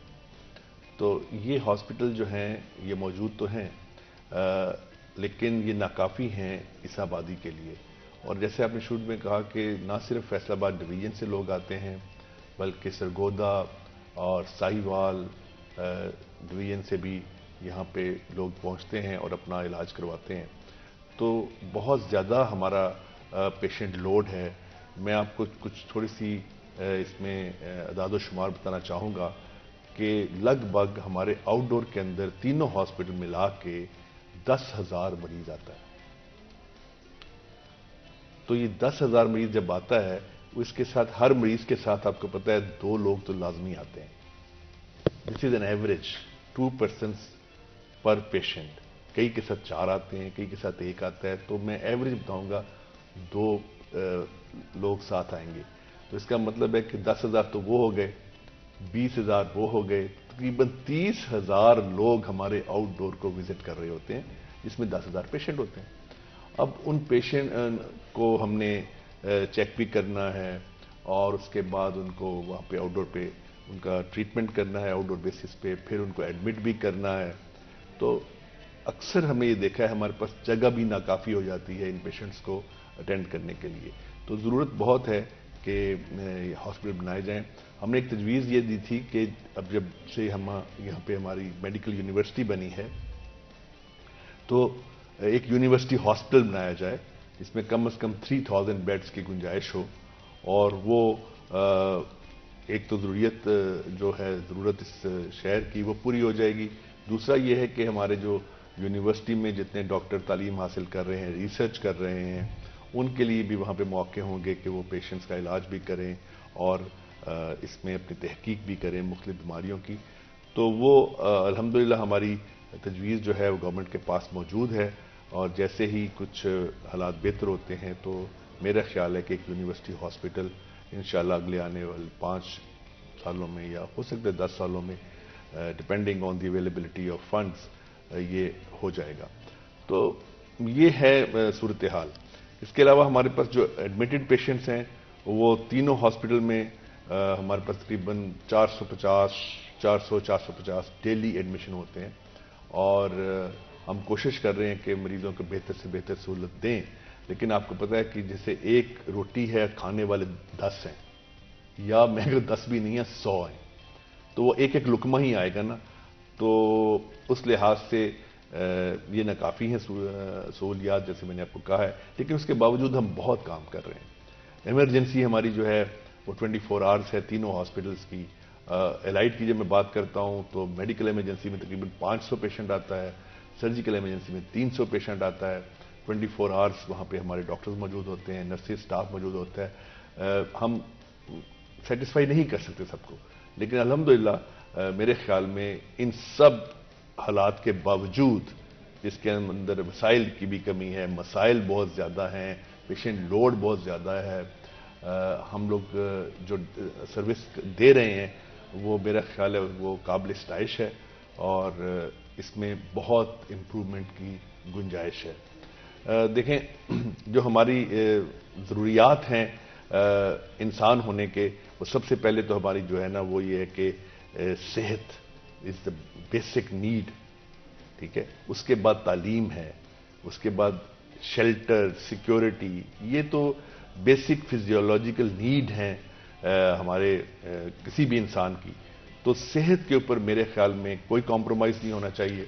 हमारा बजट मैक्सिमम सेहत और तालीम पे खर्च होना चाहिए। अगर हमारे अवाम हेल्दी होंगे, सेहतमंद होंगे और तालीम याफ्ता होंगे तो ये मुल्क तरक्की करेगा। और आप देख रही हैं कि अगर हमारे मसाइल आ रहे हैं इस मुल्क में, इसमें तालीम की कमी है, और इसके अलावा हमारे यहाँ बीमारियों का तेज़ी से फैलना, अंडर न्यूट्रिशन है, स्टंटेड ग्रोथ है बच्चों की। फिर एक और चीज़ जो इस पर गौर नहीं किया जाता, मैं आपके इस चैनल के तवस्सुत से आवाम को बताना चाहता हूँ कि we are over populated country. मुझे याद है जब मैं बच्चा था तो हम 8 करोड़ کی سنا کرتے تھے فگر پاکستان کی آبادی ہے، پھر اور بڑے ہوئے تھے 12 کروڑ آبادی ہے، 24 کروڑ آبادی ہے، اور اب ہمیں میرا خیال 20-25 سال میں 24 کروڑ ہوگی. اب اندازہ لگائیے کہ اگلے 25 سال میں اگر یہ 50 کروڑ یا 60 کروڑ ہو گئی، ملک تو اتنا ہی رہنا ہے، اس کے وسائل بھی اتنے ہی رہنے ہیں. اور وہی جو پہلے میں بات کی تھی، ایک روٹی کھانے والے 10، پھر کھانے والے 100 ہوں گے، پھر کھانے والے 1000 ہوں گے. تو ہمیں سب سے امپورٹنٹ چیز جو ہے نا وہ یہ ہے کہ ہمیں اپنی پاپولیشن پہ کنٹرول کرنا ہے. اچھا، آپ نے بات کی اسٹنٹڈ گروتھ کی، میل نیوٹریشن کی. پوٹینشلی جہاں پر آلریڈی ہم بہت سارے اسٹیپل فوڈز میں شارٹیجز ایکسپیرینس کر رہے ہیں، آنے والے وقت میں یہ کس طرح کے پرابلمس کریٹ کر سکتے ہیں؟ لیکن یہ شارٹیج ہوگی. جیسے میں نے کہا پاپولیشن بڑھے گی تو ایک تو ہے کہ اس کی کوانٹٹی کم ہوگی، کوالٹی بھی خراب ہو رہی. دیکھیں یہ خوراک ہے ہماری، گندم ہے، چاول ہے، اسٹیپل فوڈ ہمارا. آپ اس کی کوالٹی جو ہے میرے خیال میں جو آج سے 20-25 سال پہلے گندم کی جو کوالٹی تھی اور جو روٹی کھانے کا مزہ آتا تھا وہ آج نہیں ہے، کیونکہ ہم نے تو اس زمانے کی بھی روٹی کھائی ہے نا. آج کی روٹی اور اس کی روٹی میں بہت فرق ہے، اس کے ٹیسٹ میں فرق ہے، اس کی نیوٹریشنل ویلیو میں فرق ہے. کیوں؟ اس لیے کہ اس کے اندر عوامل بہت زیادہ ہیں، لائک فرٹیلائزرز کا یوز ہے، اور ویسے کلائمیٹ چینج بھی آ گئی ہے، اور اتنے جو ہے نا جو اس کی کلٹیویشن کے ہمارے طریقے ہیں، کچھ ماڈرنائز بھی ہوئے ہیں، کچھ اس میں اور بھی مشکلات ہیں، جس کی وجہ سے وہ نہ کوانٹٹی پوری ہو رہی ہے، نہ کوالٹی پوری ہو رہی ہے، نہ اس کے اندر نیوٹریٹس اتنے ہیں، اور یہ دن بدن بڑھتی چلی جائے گی. اور حل وہی ہے کہ ہمیں اپنی جو ہے نا پاپولیشن کو کنٹرول کرنا چاہیے، اپنے وسائل کو بڑھانا چاہیے، تعلیم اور صحت کے اوپر توجہ دینی چاہیے. تو میرے خیال میں تب ہمارا مسئلہ حل ہوگا، ادروائز یہ اسپریڈ لائک فائر. اگر ہم ایمرجنسی سروسز کی بات کرتے ہیں تو of course mostly allied hospital, civil hospital and Ghulam محمد آباد جنرل ہاسپٹل. ایمرجنسی کی کیا صورتحال ہے؟ کیا جو بھی انکمنگ کیسز ہیں وہ ٹائملی مینر میں ہو جاتے ہیں؟ دیکھیں ایمرجنسی میں نا یہ آپ کو بتانا چاہوں گا کہ وہاں پہ ہمارا ایک ٹریاج سسٹم ہے. ٹریاج سسٹم یہ ہوتا ہے کہ وہاں ہم پرائرٹائز کرتے ہیں. جب پیشنٹ آتا ہے تو جو ڈاکٹر اس کو پہلے اٹینڈ کرتا ہے تو وہ دیکھتا ہے کہ یہ پیشنٹ جو ہے سیریس ہے، یا اس پیشنٹ میں جو بیماری ہے اس میں ہم تھوڑا سا انتظار کر سکتے ہیں، یا یہ پیشنٹ ایسا ہے جس کو ہم ٹریٹ کر کے اسی وقت دوائی دے کے گھر بھیج سکتے ہیں. تو وہاں پہ ایک ٹریاج سسٹم ہے. تو جو پیشنٹ سیریس ہوتے ہیں، فرض کریں ایک روڈ ٹریفک ایکسیڈنٹ آ گیا، اس کے اندر کوئی 5 پیشنٹ آ گئے، 5 پیشنٹس میں ڈاکٹر کا یہ تعین کرنا ہے کہ اس میں جو ایسا پیشنٹ جس کو فوری کرٹیکل، جس کو میں کہوں کرٹیکل پیشنٹ کون سا ہے، جو اگر اس کو ٹریٹمنٹ نہ دی جائے تو اس کی ڈیتھ ہو سکتی ہے with in half an hour اور 1 آور میں بھی، کہ وہ بلیڈ کر رہا ہے، انٹرنلی بلیڈ کر رہا ہے، ایکسٹرنلی بلیڈ کر رہا ہے، تو وہ اس کو پہلے اٹینڈ کیا جائے گا. اس کے بعد نیکسٹ ہے سیریس پیشنٹ، اس کو دیکھا جائے گا. پھر آگے اسٹیبل پیشنٹ. اب اسٹیبل پیشنٹ جو ہے اس کو ہم 1 گھنٹہ 2 گھنٹے 3 گھنٹے بھی رکھ سکتے ہیں. اب پرابلم یہ ہوتی ہے کہ ہمارا پیشنٹ یہاں جب آتا ہے، اس کے ساتھ جو اٹینڈنٹ آتے ہیں نا، وہ کہتے ہیں جی میرا پیشنٹ جو ہے سب سے زیادہ سیریس ہے. وہ ڈٹرمن کرتا ہے کہ وہ پیشنٹ کی سیریسنس کیا ہے، کہ اس کو چوٹ لگی ہوئی درد سے کرا رہا ہے، اس کو دیکھیں. اب وہاں پہ ہمارے ڈاکٹرز کی جتنی بھی ٹیم ہے وہ انوالوڈ ہے، وہ سیریس پیشنٹس، کرٹیکل پیشنٹس کو دیکھنے کی، اب وہ ادھر کھینچے گا. تو اس وجہ سے لوگوں کو ڈس اپوائنٹمنٹ ہوتی ہے. لیکن میں پورے وثوق سے کہہ سکتا ہوں کہ لائٹ ہاسپٹل یا ہمارا civil hospital to some extent general hospital, اس لیے کہ وہاں پہ ایمرجنسی کم جاتی ہے، ہمارا آؤٹ ڈور بہت زیادہ ہے. تو وہاں پہ ہمارے پیشنٹ ہی 2 ہاسپٹل کا ذکر کیا میں نے، لائٹ ہاسپٹل کا اور ڈی ایچ کی ہاسپٹل کا.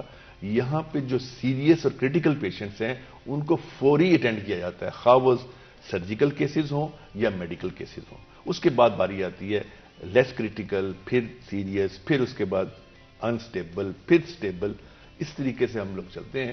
اور ہمارے پاس یہاں پہ ہیومن ریسورس موجود ہے. اس کی دیکھیں خوبصورتی یہ ہے کہ جو ہمارے پاس جتنے وہاں ڈاکٹر کام کر رہے ہوتے ہیں they are trainee doctors, house job کر رہے ہیں، ابھی انہوں نے MBBS کیا ہے, اب وہ سیکھ رہے ہیں بچے, ان کو شوق ہے کہ ہم نے ڈاکٹر بننا ہے, اس لیے وہ بڑی ان کے اندر انرجی ہوتی ہے اور انتھوزیازم ہوتا ہے اور سیکھنے کی ان کے اندر ایک ول ہوتی ہے. اس کے بعد ہمارے یہاں پہ پوسٹ گریجویٹ ٹرینیز ہیں, وہ ان کے اوپر ہوتے ہیں. پھر اس کے اوپر ایک سینئر رجسٹرار ہوتا ہے, تو senior registrar is always available, who is the consultant in emergency, وہ ان پیشنٹس کو ڈیل کرتا ہے. اور میں نہیں سمجھتا کہ کوئی پیشنٹ بھی وہاں پہ مس مینج ہوتا ہے. دیکھیں کبھی ایسا ہو بھی سکتا ہے, میں نہیں کہتا کہ کبھی نہیں ہوا ہوگا, لیکن by and large 99.9% I would say our emergencies are properly managed as far as the patients are concerned. They have got good equipment, they have got good human resource, اور یہ میرے خیال میں یہ بہت بڑی سروس موجود ہے ہمارے تینوں ہاسپٹلس کے اندر. بجٹ اینڈ ریسورسز میں کس طرح کے آبسٹیکلس کا آپ کو سامنا کرنا پڑا؟ دیکھیں بجٹ جو ہے ہمیں ملتا ہے ڈفرینٹ ہیڈز میں ملتا ہے, میڈیسن کے حوالے سے ملتا ہے بجٹ, اور اس کے بعد جو ہماری باقی یوٹیلیٹیز ہیں وہ اس میں بجٹ کے اندر آتی ہیں. پھر ہماری جو گیسز ہیں اور بیڈنگ ہے, لینن ہے, یہ ساری چیزیں, میڈیسن, جنرل سٹور اور بہت سے آئٹمز ہیں جو سرجری کے اندر استعمال ہوتے ہیں, دھاگے استعمال ہوتے ہیں. اس کے لحاظ سے ہمیں ایڈیکویٹ بجٹ ملتا ہے, اس میں بجٹ کے اندر ہمیں کوئی پرابلم نہیں آتی. اور اس کے علاوہ ہمارا بہت سارا بجٹ جو ہے وہ تو ظاہر ہے سیلریز کے اندر چلا جاتا ہے. I think 60% of budget goes into salaries, اور 40% جو ہے نا وہ ہم لوگ کنزیوم کرتے ہیں پیشنٹ ریلیٹڈ ایکسپینسز میں, اور اس میں ہمارا بجٹ جو ہے نا شارٹ نہیں ہے. بجٹ کی اگر کمی کہیں ہے نا تو میں سمجھوں گا کہ وہ ہے ہماری ریپیئر اینڈ مینٹیننس کے اندر ہے, کہ جتنے ہمارے وہ ویئر ٹیئر ہوتی ہے بلڈنگ کی, اس کے اندر ہمیں کچھ کم ملتا ہے. لیکن وہ بھی انشاءاللہ اس لیے ٹھیک ہو جائے گا کہ اب جو صحت سہولت پروگرام شروع کیا ہے گورنمنٹ نے, یہ بھی ہماری جو سرکاری ہاسپٹلز ہیں وہاں پہ بھی لاگو ہو چکا ہے, اور اس کی وجہ سے جتنا ہم خرچ کرتے ہیں پیشنٹ کے اوپر وہ پے کرتی ہے ہمیں ہیلتھ انشورنس کمپنی, اور اس سے کچھ پیسہ تو گورنمنٹ کو دے دیتے ہیں, اور جو باقی پیسہ ہے وہ ہاسپٹل پہ خرچ کرتے ہیں. پیشنٹ کو ٹریٹ کرنے میں جو لوگ کام کرتے ہیں ان کو مل جاتے ہیں, انسینٹو مل جاتا ہے. تو یہ ایک بڑا اچھا سسٹم ہے صحت سہولت پروگرام کا, اور انشاءاللہ اگر یہ اور اس کو پھیلایا گیا اور بہتر طریقے سے چلایا گیا تو میرے خیال میں یہ گورنمنٹ کو بھی فائدہ اس کا ہوگا, پیشنٹس کو بھی فائدہ ہوگا, ہاسپٹل کو بھی فائدہ ہوگا, and it's a good win win situation. بالکل, اینڈ آف کورس ڈفرینٹ اور چیزیں جو کہ میں چاہوں گی جب ہم بریک سے واپس آئیں تو ڈسکس کریں, لیکن پہلے بریک لے لیتے ہیں. کہیں مجھے جا کر ہمارے ساتھ رہے گا.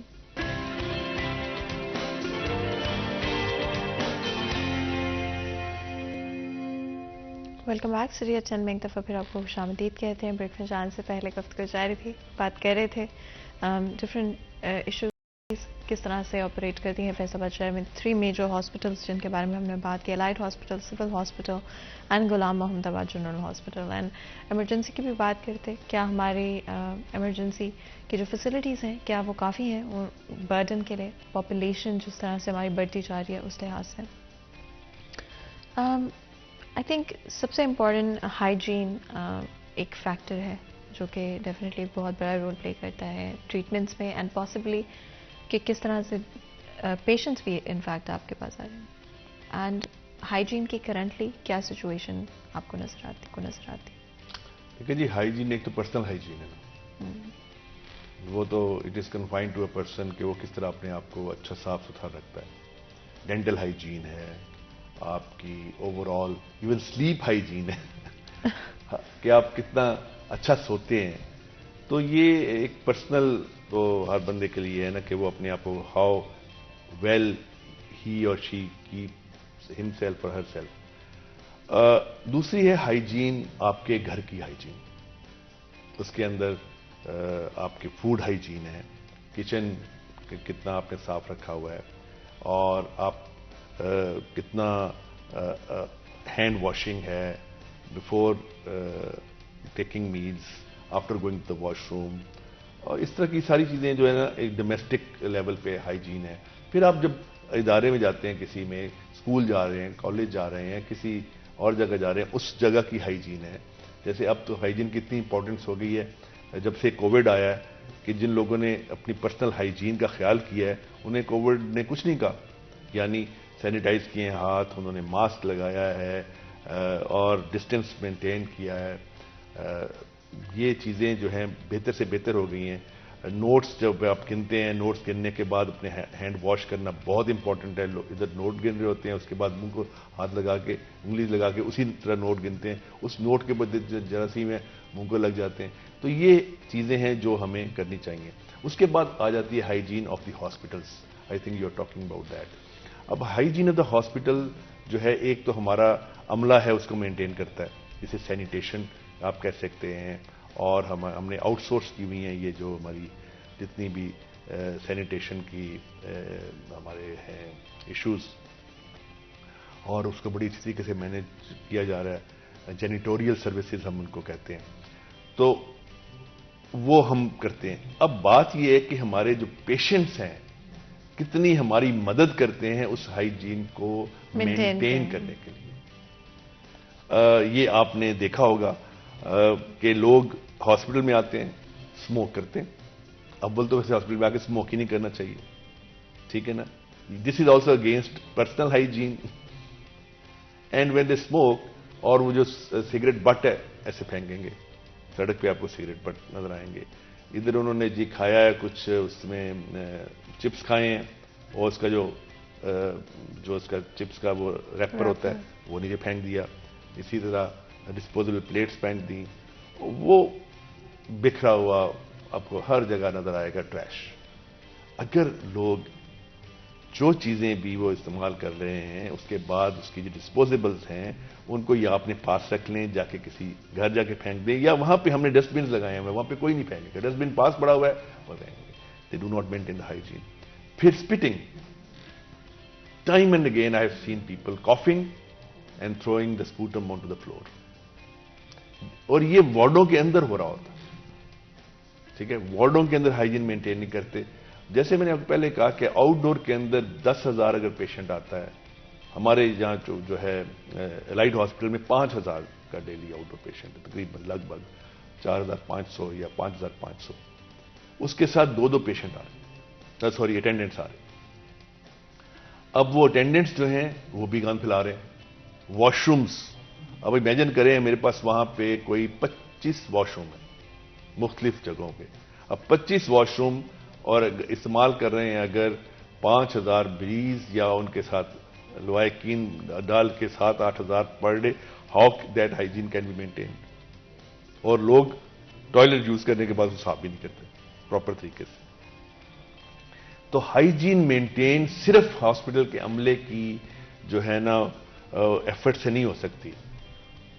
یہ اس کے اندر everybody has to play a role, اور جب وہ کریں گے تب یہ ہاسپٹل کی ہائیجین مینٹین ہوگی. پھر کراس انفیکشن نہیں ہوگی, ٹھیک ہے.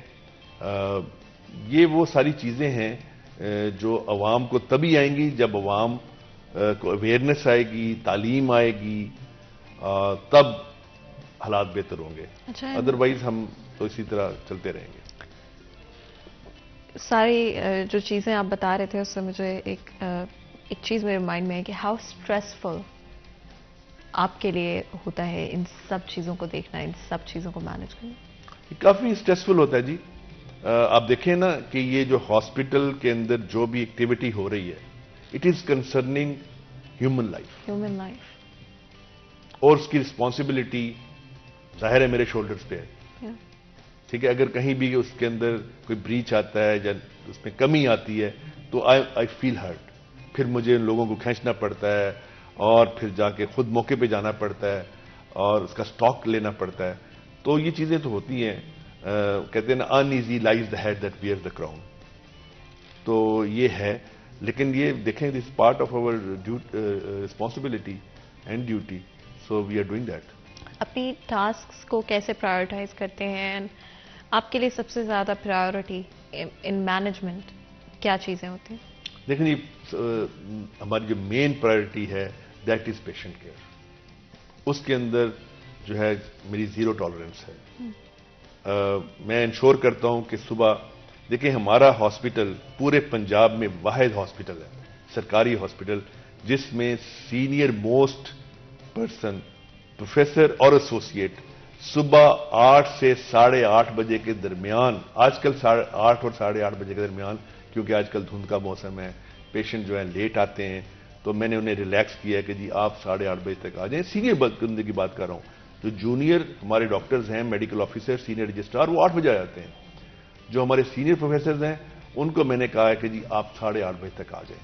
مجھے بتائیے پورے پنجاب میں کسی ہاسپٹل میں 8:30 بجے پروفیسر آؤٹ ڈور میں نہیں آتا، اور اس کی رپورٹ مجھے 8:45 بجے تک میرے سامنے آ جاتی ہے کس کس کمرے میں کوئی پروفیسر کب آیا، بیٹھا ہوا ہے یا نہیں بیٹھا ہوا. آن این ایوریج ٹھیک ہے، آپ کے انڈر کتنے لوگ ہوتے ہیں، کتنے لوگوں کو آپ on a day to day basis manage کر رہے ہوتے ہیں؟ دیکھیں جی، as far as the senior faculty is concerned they are about 250، جس میں پروفیسرز ہیں، ایسوسیٹس ہیں، اسسٹنٹ پروفیسرز ہیں، سینئر رجسٹرارز ہیں. اس کے علاوہ جونیئر ڈاکٹرز ہیں. ان کو تو میں ڈائریکٹلی نہیں دیکھتا، کیونکہ جب آپ یہ سینئر لاٹ کو دیکھ لیتے ہیں نا، تو اس کا مطلب یہ ہے کہ جونیئر لاٹ تو آٹومیٹکلی ان کی وجہ سے اپنے کام پہ پابندی سے آتی ہے اور صحیح کام کر رہی ہوتی ہے. تو نیچے جونیئر لاٹ ہیں، there are about I think 1200 people in all these 3 institutions. I am talking about the doctors only.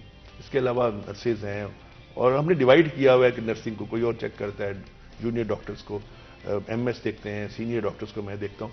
تو میں آپ کو دوبارہ وہ بات کروں گا جو پہلے ہم کر رہے تھے کہ آؤٹ ڈور میں. اس کے بعد ایمرجنسی کے اندر سینئر رجسٹرار میں بتاؤں آپ کو، وہ گریڈ 18 کا ہوتا ہے.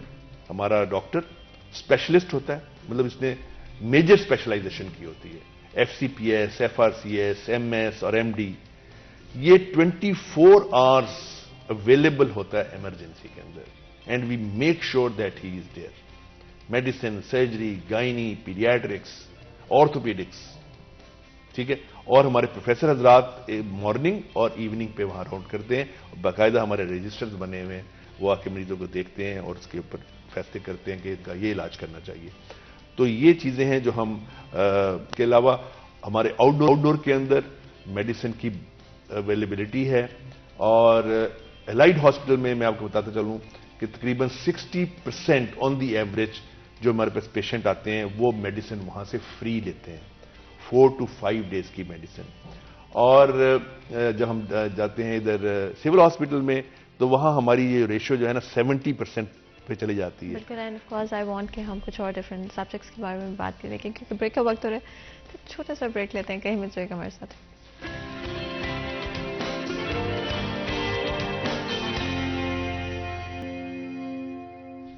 Welcome back. سٹی ایٹ 10 میں ایک دفعہ پھر آپ کو خوش آمدید کہتے ہیں. بریک میں جانے سے پہلے گفتگو جاری تھی، ہم بات کر رہے ہیں فیصل آباد شہر کی ہیلتھ فیسلٹیز کے حوالے سے. 3 میجر ہاسپٹلس کے بارے میں بات کی: allied hospital, civil hospital Ghulam محمد آباد، general hospital, and of course Faisal آباد میڈیکل یونیورسٹی کے حوالے سے بھی تھوڑی سی بات چیت کر لیتے ہیں. اینڈ آف کورس ہم بریک میں جانے سے پہلے اسٹریس کی بات کر رہے تھے. Managing 3 hospitals very stressful. And چلے اگر اسٹریسفل نہیں بھی ہے، بیکاز آپ ہی بتا رہے تھے کہ ونس یو لائک کہ آپ اچھا کام کر رہے ہیں، آپ کو پسند ہے جو آپ کرتے ہیں، تو آئی تھنک وہ اسٹریسفل نہیں رہتا، پھر آپ ریزیلینٹ ہو جاتے ہیں. فیصل آباد میڈیکل یونیورسٹی کے حوالے سے کون سی چیزیں ہیں جن کو آپ مینیج کرتے ہیں، اور کس طرح کی فیسلٹیز، کس طرح کی کریکولم، کیا سبجیکٹس آپ کے خیال میں بہتر طرح سے آپ مینیج کرتے ہیں؟ جی، فیصل آباد میڈیکل یونیورسٹی جو ہے یہ 2017 میں بنی تھی. اس سے پہلے یہاں جو کالج تھا اس کا نام تھا Punjab medical college. Punjab medical college کو اپ گریڈ کر کے یونیورسٹی بنا دیا گیا، اور جو میڈیکل کالج ہے دیٹ کیم انڈر فیصل آباد میڈیکل یونیورسٹی. 2 سال پہلے انہوں نے پنجاب میڈیکل کالج کو ریوائیو کر دیا اور اس کو کانسٹیٹیوئنٹ کالج بنا دیا فیصل آباد میڈیکل یونیورسٹی کا. اس وقت ہمارے پاس 2 میڈیکل کالجز ہیں جو ہمارے کانسٹیٹیوئنٹ میڈیکل کالجز ہیں. ایک تو پنجاب میڈیکل کالج ٹریڈیشنلی ہمارے ساتھ ہے، اور ایک ریسنٹلی 2-3 ویکس بیک ہمیں سرگودا میڈیکل کالج بھی ہمارا کانسٹیٹیوئنٹ میڈیکل کالج بن گیا. اس کے علاوہ ہمارے پاس ایک ڈینٹل کالج ہے، الائڈ ہیلتھ سائنسز انسٹیٹیوشن ہے. اس کے علاوہ ہمارے پاس نرسنگ کالج بھی ہے. تو یہ سارے کالجز جو ہیں ان کے ظاہر پرنسپلز ہیں، ڈینز ہیں، تو وہ ان کو دیکھ رہے ہیں، لیکن over all responsibility vice chancellor کے پاس ہوتی ہے. وہ یہ ہے کہ یہ ٹیچر سینٹرڈ ہے، اسٹوڈنٹ سینٹرڈ نہیں ہے. 300 اسٹوڈنٹس ہیں، ایک ٹیچر آتا ہے، لیکچر لیتا ہے، ان کو پورا سبجیکٹ ٹاپک چلا جاتا ہے. اس کے بعد وہ اس کو یاد کرتے ہیں, پھر اس کے ٹیسٹ دیتے ہیں, اور اس کے بعد وہ پاس ہو کے چلے جاتے ہیں, یا پھر ان کے ہم پریکٹیکل دیں. اب انہوں نے کہا نہیں, ایسا نہیں ہوگا. اب اسٹوڈنٹ بھی اتنا ہی ایکٹیولی انوالو ہوگا جتنا ٹیچر ہے. تو اس کے لیے انہوں نے ایک نیا سسٹم, ماڈیولر سسٹم ڈیزائن کیا ہے. اس میں اسٹوڈنٹ, ٹیچر ایکٹیولی پارٹیسپیٹ کرتے ہیں, اور جو پیشنٹ کا یا باڈیز جو ہیں, ہیومن باڈیز ہیں, اس کو کمپریہنسولی اسٹڈی کرتے ہیں, جس کے اندر انیٹمی, فزیولوجی اور میڈیسن, سرجری کو انہوں نے آپس میں مربوط کر دیا ہے. پہلے ہم یہ سیپریٹ کرتے تھے. تو یہ ایک بہت بڑا چیلنج تھا, to change that curriculum from traditional to the modern modular integrated. تو یہ الحمدللہ we have overcome that, اور ours will be the second university in province out of all which will be implementing this integrated modular curriculum. اور انشاءاللہ ہماری نئی class آ رہی ہے فرسٹ ایئر کی, جس کی ہم 1 فیبروری سے کلاسیں شروع کر رہے ہیں, اور اس میں ہم یہ لانچ کر رہے ہیں جو modern modular integrated undergraduate curriculum ہے. This was something which I have worked upon for last 2 years, اور اللہ کا شکر ہے کہ ہم نے we have made a headway. اور یہ ایک بڑا ہمارا کمپلیکس اور ڈیفیکلٹ ایشو تھا جس کو ہم نے سالو کیا. And highest paying fields within medicine اس وقت کون سی ہیں؟ دیکھیں, ہائیسٹ پیئنگ فیلڈ جو ہیں وہ اس وقت کہنا جو ہے نا میرے لیے ذرا مشکل ہوگا, اور میں کہنا بھی نہیں چاہوں گا, کیونکہ اگر ہم یہ اس طرح بات کریں گے تو ہم انڈرمائن کریں گے کہ باقی اسپیشلٹیز کو. ہر اسپیشلٹی بہت امپورٹنٹ ہے. You can be highest paid if you are expert in that, you know your subject, and you know how to deliver it, right, by educating the students and by treating the patients. تو you get highest paid. لوگ patient بھی آپ کے پاس آئیں گے, آپ سے علاج کروائیں گے.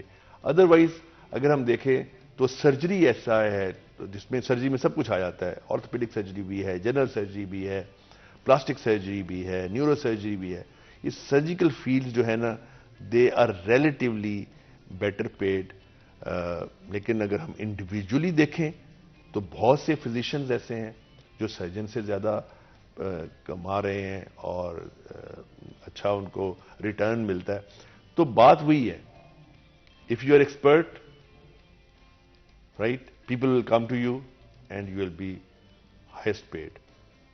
گیسٹرونٹرولوجی لے لیجئے, نیورولوجی لے لیجئے, ریومٹولوجی لے لیجئے, میں میڈیسن کی بات کر رہا ہوں, تو اس میں بھی بہت ہے. اچھا, آف کورس بریفلی اگر ہم ریسرچ پہ بھی بات کر سکتے ہیں, definitely staying up to date, keeping up with the world is very important. Research میں اس وقت کون سی انٹرسٹنگ چیزیں ہیں جو کہ ہو رہی ہیں گلوبلی, جو آپ کو لگتا ہے کہ کافی انٹرسٹنگ ہوں گی اسٹوڈنٹس کے لیے اگر وہ پڑھنا چاہیں؟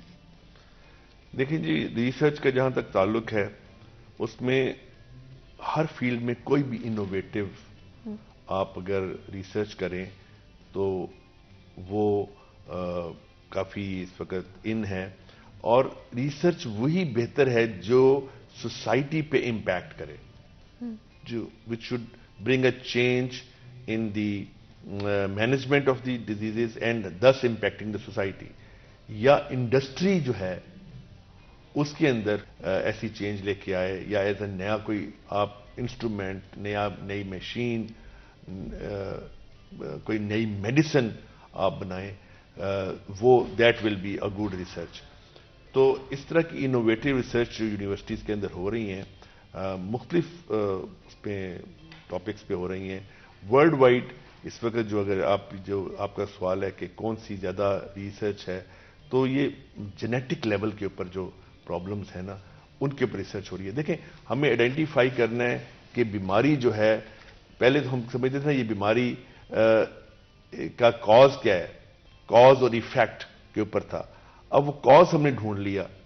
فار ایگزامپل کہ اگر ایک بیماری ہو رہی ہے, سے ہیپیٹائٹس ہو رہا ہے, ہیپیٹائٹس کے وائرس سے, اب جو وائرس ہے وہ ایک پیشنٹ کے اوپر بیماری پروڈیوس کرتا ہے, دوسرے مریض کو بیماری پروڈیوس نہیں کرتا, حالانکہ اس کو بھی لگتا ہے. ڈیفینیٹلی آئی تھنک بہت سارے ڈفرینٹ فیکٹرز بدل رہے ہیں, دنیا تبدیل ہو رہی ہے, بیماریاں تبدیل ہو رہی ہیں. آپ کا بہت بہت شکریہ آج ہمارے لیے ہمارے شو کے لیے وقت نکالنے کے لیے. یہاں پر آج کے پروگرام کا وقت ختم ہوتا ہے, مجھے اجازت دیں, اپنا خیال رکھیں, اللہ حافظ.